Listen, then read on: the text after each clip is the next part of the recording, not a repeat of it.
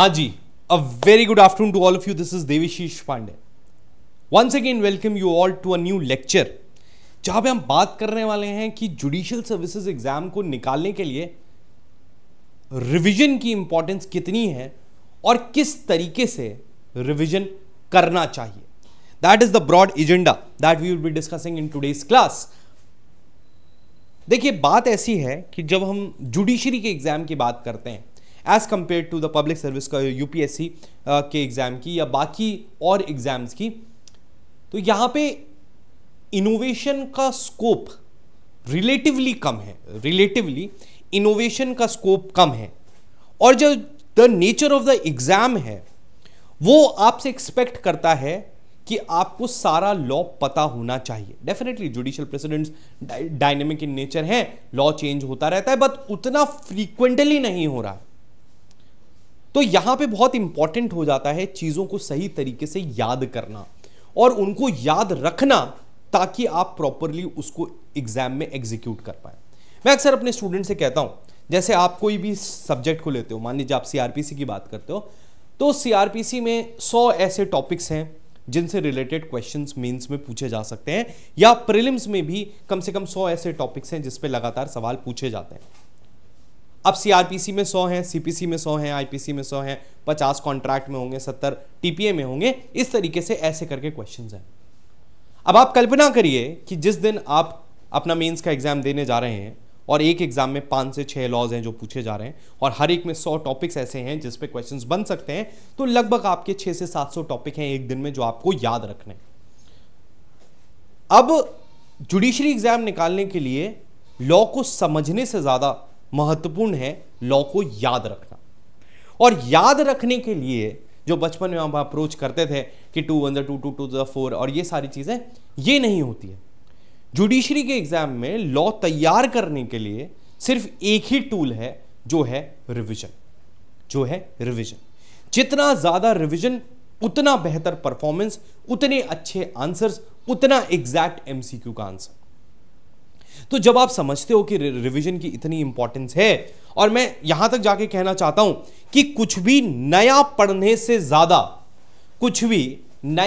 से ज्यादा महत्वपूर्ण यह है कि जो आपने पुराना पढ़ा है वो आपको याद रहे, आपने रिवाइज किया हो, ताकि समय आने पर आप उसको एग्जीक्यूट कर सको.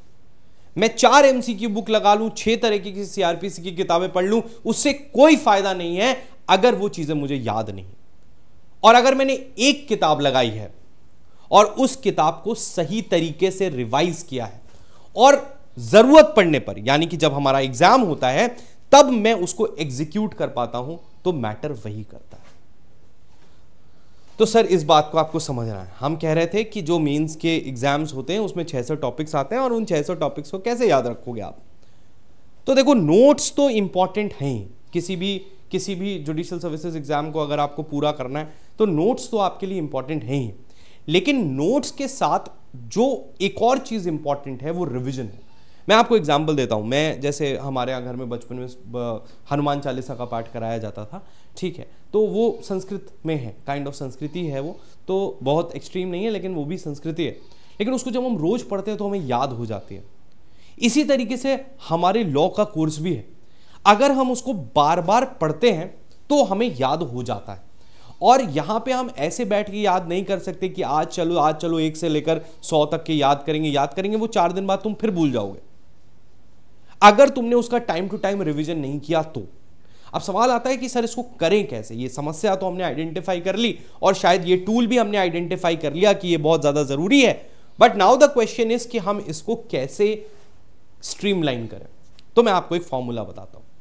फॉर्मूला यह है कि जब भी आपने कोई टॉपिक पढ़ा तो उस टॉपिक को पढ़ने के 24 घंटे के अंदर आपको उस टॉपिक को रिवाइज करना है, जो कि आपका फर्स्ट रिवीजन होगा. कोई भी टॉपिक पढ़ाओ, कहीं पे भी पढ़ाओ, और उसके बाद नेक्स्ट 24 आवर्स में आपको उसको दोबारा रिवाइज करना होगा. जब आप उस टॉपिक को पहली बार पढ़ने के बाद 2 बार अगर रिवाइज करते हैं with in a gap of 48 hours, तो आप इस बात को समझिए कि आपको वो टॉपिक, पॉसिबिलिटी है कि ज्यादा टाइम तक याद रहेगा.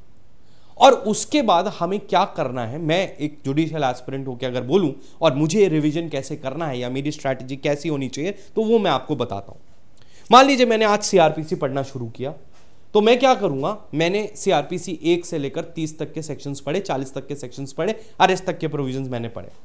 अब कल मैं सेक्शन नंबर 41 से लेकर 60 तक पढ़ता हूं। तो कल जब मैं 41 से 60 तक पढ़ने जाऊंगा, उसके पहले मैं 1 से 40 तक के प्रोविजंस को रिवाइज करूंगा जो मैंने कल पढ़ा था, उसके बाद ही मैं 41 से 60 तक पढ़ूंगा। फिर अगले दिन जब मुझे 61 से 100 तक पढ़ने हैं, तो पहले मैं 1 से 60 तक के रिवाइज करूंगा, फिर ही मैं 61 से 100 को पढ़ूंगा। मान लीजिए एक दिन की छुट्टी हो गई, 2 दिन की छुट्टी हो गई, कुछ काम आ गया, तबियत खराब हो गई, कुछ भी हो गया, उसके बाद मैं जब पढ़ने आऊंगा तो मेरा फर्स्ट टारगेट होगा कि मैंने जो 1 से लेकर 100 तक के प्रोविजंस पढ़े, उनको पहले मैं रिवाइज करूंगा और फिर ही आगे बढ़ूंगा। जनरली आज स्टूडेंट्स के साथ प्रॉब्लम क्या आ रही है कि मान लीजिए कोई कोर्स शुरू हुआ, हमारा कोई नया बैच आया, कुछ आया, उसमें वो बहुत ही पूरी दम से, शिद्दत से शुरू करते हैं। शुरू करने के बाद क्या होता है, थोड़े दिन पढ़ा, फिर ये हुआ कि सर अभी एक नया बैच आएगा, उस पर स्विच हो जाते हैं।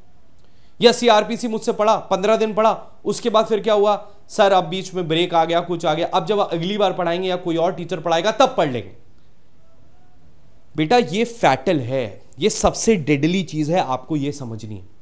यहां पे आपने क्या किया, आपने जो पिछले 15 घंटे की मेहनत थी उसको बर्बाद कर दिया, क्योंकि आपने उस चीज को बीच में छोड़ा।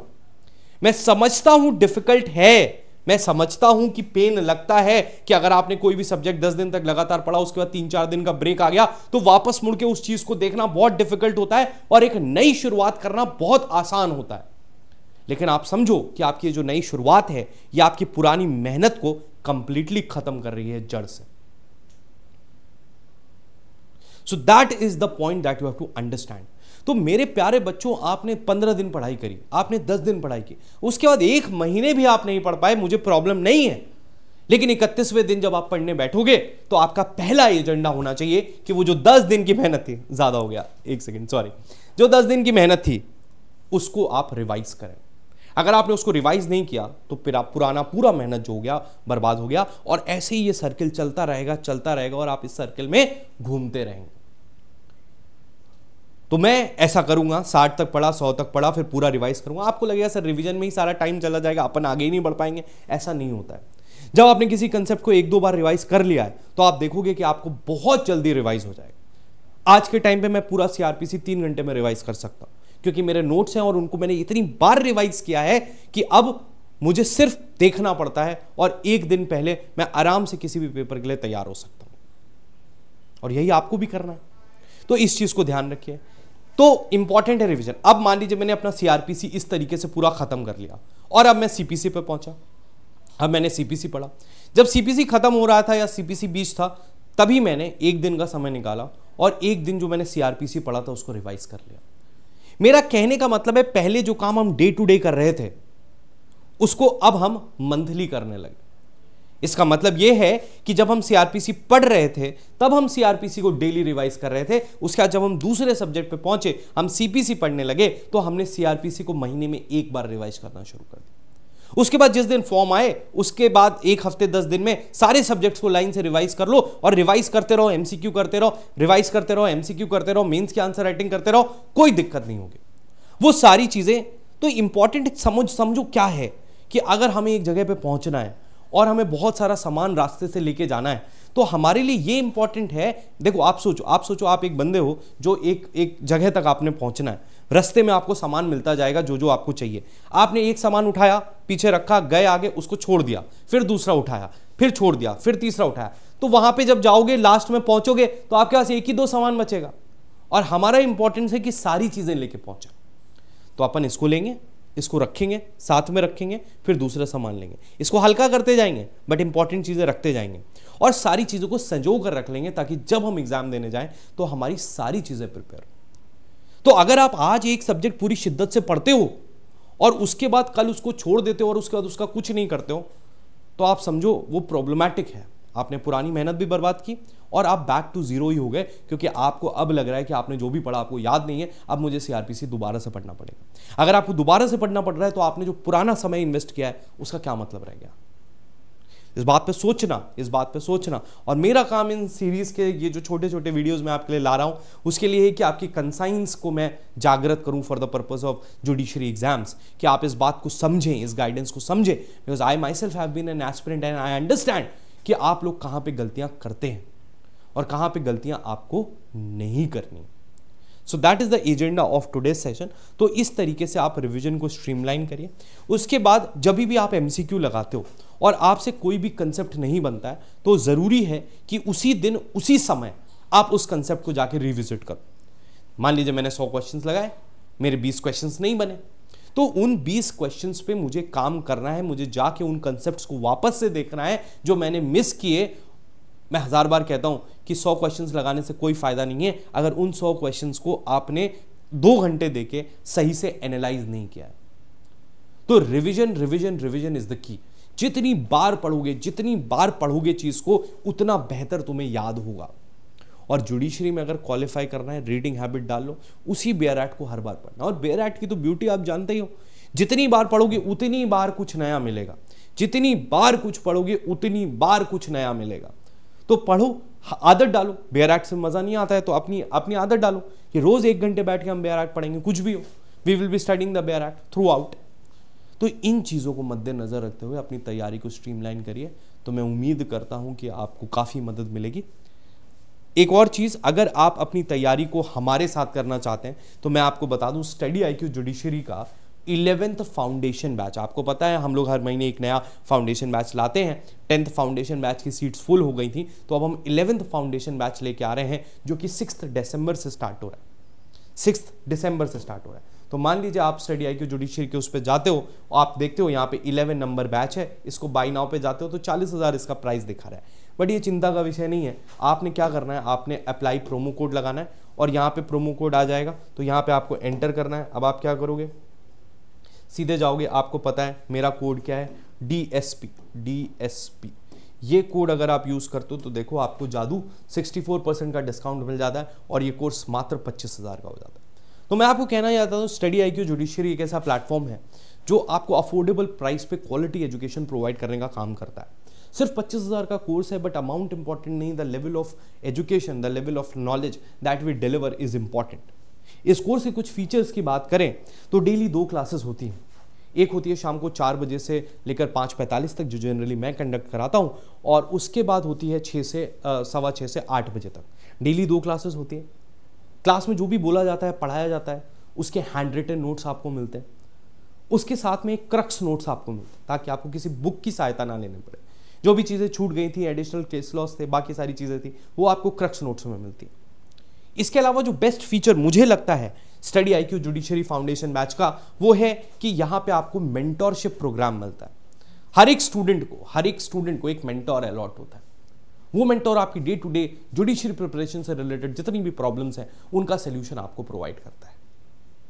MCQ exercises, mains answer writing, local laws, GK की क्लासेस, ये सब चीजें तो हो ही रही हैं। और खास बात यह है कि this price is from prelims to mains, prelims to interview. मतलब इंटरव्यू में आपको एडिशनल फीस देने की जरूरत नहीं है। हम मॉक इंटरव्यूज कंडक्ट करवाते हैं, इंटरव्यू गाइडेंस देते हैं, सब कुछ देते हैं इन दिस प्राइस और इन दिस कोर्स। ठीक है, so that is the broad agenda of today's session. तो अगर आपको भी कोई तैयारी करनी है, स्ट्रीमलाइन करनी है, और देखो सीधा बात है, मैं ये नहीं कह रहा हूँ कि इसी बैच से आपका सिलेक्शन होने वाला है। बहुत सारे और कोचिंग से भी होता है, बहुत सारे जो है वो बिना कोचिंग के भी होते हैं, तो वो कोई प्रॉब्लम नहीं है। बट अगर आप सोच रहे थे कि आपको एक फुल फ्लेज तैयारी की आवश्यकता है और हमारा कंटेंट अवेलेबल ही है, आप देखते रहते हो, रात को सीआरपीसी की क्लास होती है मेरी, एविडेंस के लेक्चर्स मेरे यहाँ पे पड़े हुए हैं, एक प्लेलिस्ट है master class by Devashish Pandey of Indian evidence act, तो उसको आप देख सकते हो। तो आप देख के एनालाइज कर सकते हो the level of education that we are delivering at such a reasonable price. तो उसको आप देख सकते हो और अगर आप चाहो तो ज्वाइन कर सकते हो। कोड याद रखना DSP, इसी से आपको मैक्सिमम डिस्काउंट मिलेगा। ठीक है, तो ये हो गई सारी बातें इसकी, कोर्स की सब चीज़ें हो गई। तो बस इन चीज़ों को ध्यान रखिए, रिवीजन इंपॉर्टेंट है यार। मतलब इस बात को रोज़ अपने दिमाग में रिपीट करो कि नया पढ़ने से ज़्यादा ज़रूरी है पुराना रिवाइज करना। मेरे साथ बोलो, नया पढ़ने से ज़्यादा ज़रूरी है पुराना रिवाइज करना, क्योंकि नया पढ़ना आसान है, पुराना रिवाइज करना डिफ़िकल्ट है, लेकिन मैटर करता है पुराना रिवाइज करना ही। इस बात को समझो, इस बात पे अमल करो, और मेरी शुभकामना है आप जल्दी से जुडिशियल ऑफिसर बने, अपना एग्ज़ाम क्रैक करें, और इस तरह के और कंटेंट और गाइडेंस के लिए आप डेफिनेटली हमारे चैनल को रिजॉर्ट कर सकते हैं यूट्यूब पे for all the in details. ठीक है, चलिए, thank you so much everyone, it was really nice having all of you, thank you so much for your time, happy Sunday and जय हिंद।